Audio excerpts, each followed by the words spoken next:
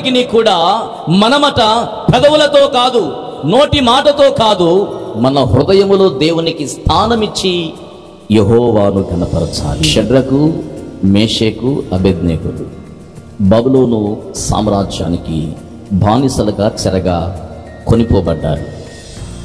ఆ బబులోను సామ్రాజ్యంలో ఉన్న ప్రజలందరూ బాగా ఈ షడ్రకు, మేషకు, అబేద్నెగోల్ని అబ్జర్వ్ చేశారు. ఏమని అబ్జర్వ్ చేశారో తెలుసా?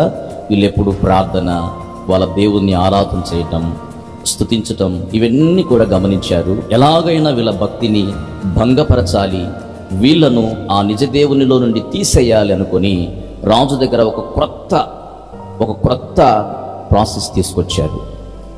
ఒక బంగారు ప్రతిమను నిలబెట్టడం.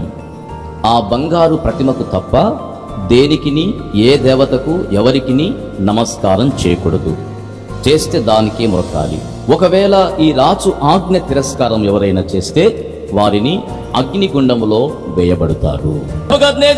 నీవు నిలవబెట్టించిన బంగారు ప్రతిమకు నమస్కరించమనియు, దేవుని స్థానములోనికి బంగారు ప్రతిమ నిలవబెట్టినా, రాయితో చేయబడిన దాన్ని నిలవబెట్టినా, ఏ రూపములో నిలవబెట్టినా మేము దానికి నమస్కరించము, మా దేవుణ్ణి మాత్రమే సేవిస్తామని వారు చెప్పి దేవుని నామాన్ని ఘనపరుస్తూ ఉన్నారు.